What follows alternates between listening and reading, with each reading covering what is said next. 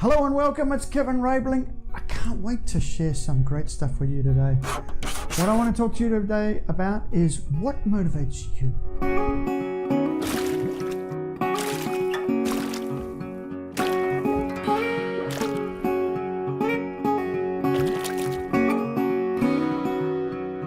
If this is your first time listening to us, hit the subscribe button now and the little blue bell. Make sure you get on the list first. You're going to learn lots and lots of ways to get success in your life.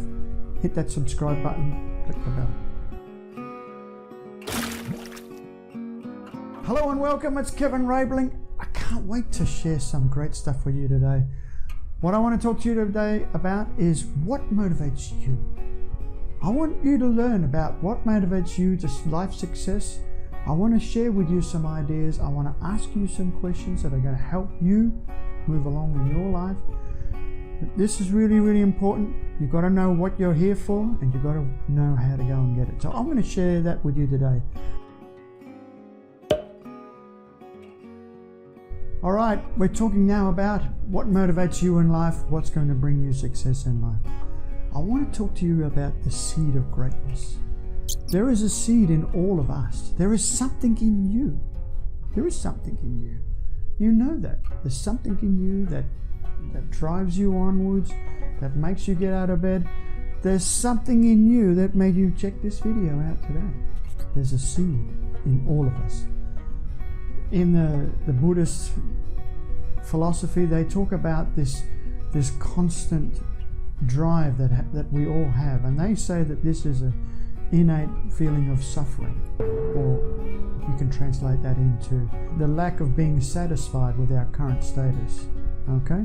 That means that while we might be successful, you might have everything that you can collect and show the neighbors or whatever, but still there's something inside of you burning. That is our human seed of greatness. When you find out what your purpose is, when you work on that purpose every day for the rest of your life, you are never working anymore. You are on the journey that you're destined for. That is your seed. The trick is that most of us don't go and chase that seed. If you don't chase that seed, you will end up always suffering this pain. Oh, maybe I can, maybe I can't. Maybe I should, maybe I shouldn't. Why do they have success and I don't? Success is not a suburb, by the way. It's a journey. It's a progressive realization. When you listen to Earl Nightingale, it explains it. The progressive realization of a worthy ideal. Your worthy ideal. Not Joe down the road, not Betty Lou, yours. Your job is to find that and to work on that. It's not about collecting mountains of wealth, it's about finding what it is that gets you out of bed at 4 a.m. I've got something that gets me out of bed at 4 a.m. and you have too. You just have to go and find it.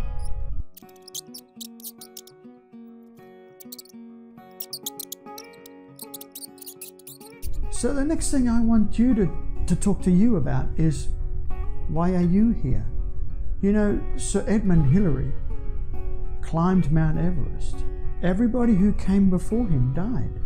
Everybody who tried died. But he knew that there was a reason that he needed to climb that hill. Why did he climb Everest? Because there wasn't any hill bigger than that, right? So he knew that was his purpose, was to conquer that mountain. In order to do that, he needed to conquer within himself what needed to be done. The journey was in his self-discovery. He knew what he was here for, and he didn't care that anybody else had failed or died on the way. He knew, he found out, and he conquered the mountain. Since he conquered the mountain, more than 7,000 ascents have been made, right? I think it's now it's more than close to 10,000. I don't know the exact number, but lots of people did it.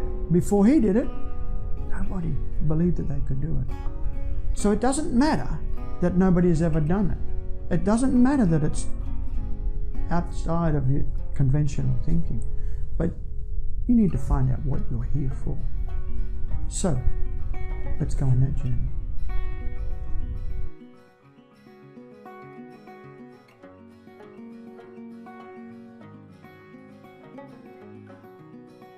So you're a limited edition, right? You know that every one of us is different. We're all a little bit different. You don't look exactly like your mother or your father, or you're not the same as your brother and sister. You're different. Every one of us is like an individual snowflake. We are different. There's something different. We are wrong by design. Our whole design is a constant state of evolution in our species. So you are different by design. We are the only creatures that are just not fitting into our environment. You know, an ant knows what he's here for. He's here for to go and, just rip some things that have fallen down and died. He can rip them all up and return them to the soil to the nutrients. The bee knows what he's here for. Even the rat knows what he's here for. But as humans, we're just like odd, right? We're weird. You're a freak of nature. Firstly, you're different.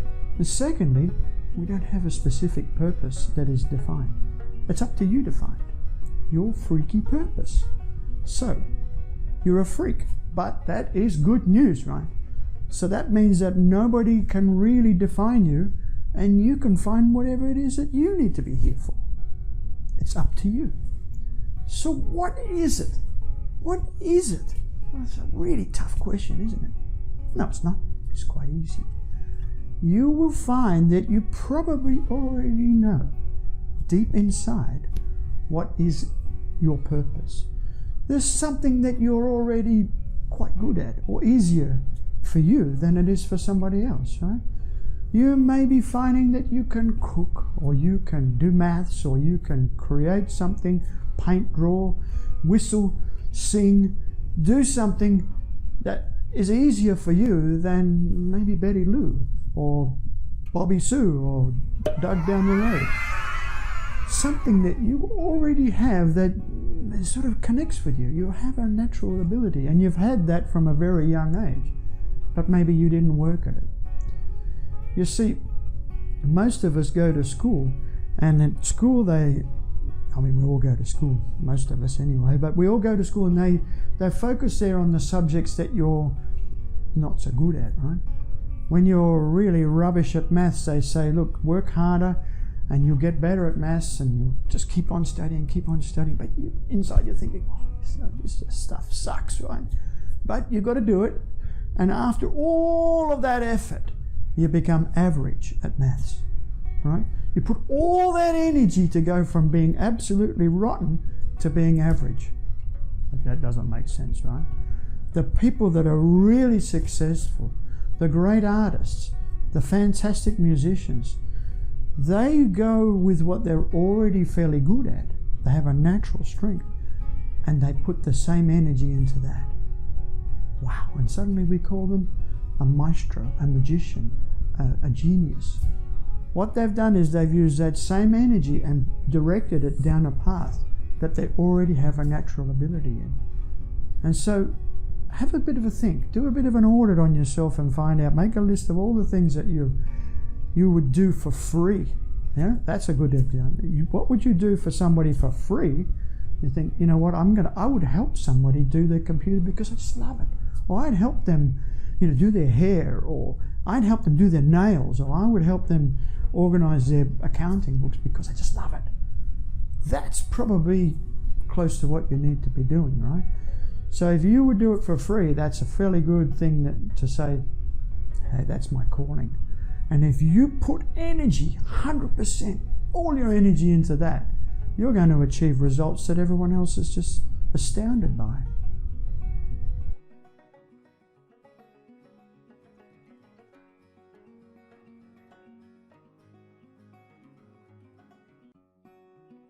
All right, so now here's a secret to a balanced life. So you can't really have all of one thing and nothing of the other, right? If you've got a lot of creative spirit and you're pouring yourself into one area, or you're pouring yourself into your work, and you're suffering in your health, or you're suffering in your love life, you're going to be out of balance. And you might get some success in one area for a little while, but pain is coming, right? That light at the end of the tunnel is a locomotive, right? So You need to make sure that your life is in balance. And there are 5 key verbs that I want you to really think about, right? I'm not telling you to follow. I really want you to think about it and think how you sit. And if there's something in there for you, please use it. Take it to heart. Use it. Share it. This is important for you, right? So the 5 things that I see in a balanced life, and these are talked about in the Japanese philosophy in another way. I want you to talk about being alive. I want you to think about advancing, loving, Imagineering, valuing, and energizing. They're very powerful verbs, and I'm going to say them again. Write them down. I'll explain a little bit about each one. Advancing, it is our natural drive from a very young age to get up and walk, from a very young age to advance and move forward. Maxwell Maltz said, we are happiest when we are moving forward, when we are advancing. And human beings are designed in that way. We are growing or dying. There is nothing in between. A plateau is just a valley with a cliff. Advancing, you must be advancing. You must have love in your life. You must be loving. You must love yourself. You must have love coming into you. The more you give out, the more you get back. You must love your customers, love your family, love your partners. If you don't have a partner, get a cat. Love the cat. Love the dog. Love the world. The more you give out, the more that comes back. It's a natural need for us to feel respected and loved, right? Imagineering. Now that's a new word. What is that all about? That's the use of our great and most powerful human thing that only we have, that scientists from the beginning of time, or the beginning of realization of self, have tried to figure out. What is that great big grey thing for between your ears? It's for Imagineering. It's for creating thoughts and ideas, for moving you forward, for getting dreams and putting dreams into action. It's very powerful. If you're not dreaming and thinking about great things, then other things will come into that fertile ground, and maybe you're even thinking about the wrong thing. So make sure that you're Imagineering, creating with your images and your thoughts where you want to go. The next one is V, valuing. Are you valuing your time, your energy? Are people valuing you? Do you value others? Everybody needs to feel that they have a purpose and that people value them.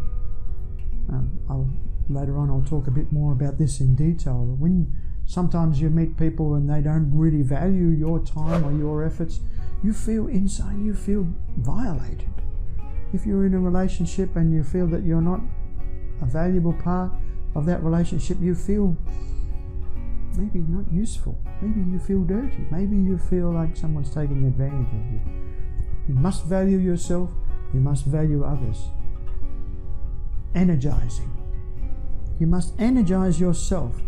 The right food, the right thinking, the right exercise for your mind and your body. Eat the right food. Get in trim shape. Get clean water. Get clean air. And you must energize others. If you energize the people around you, they feel valued, right? They feel loved.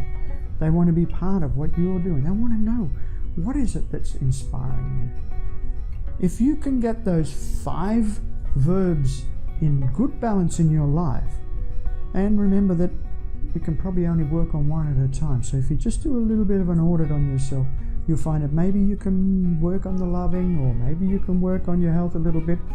If you get them all in balance, you're going to live a fantastic life. You'll be alive. So I've told you about those 5 things about being alive. So what has that got to do with success? Well, when you're in balance, when you're really in balance, you'll find that life is easy and you will be able to achieve whatever it is that you want in life. You'll be motivated, energized. You'll have confidence because you're loved and valued. You have the energy to chase those goals. You're advancing, and success is yours and it's waiting for you. And all you need to do is come alive.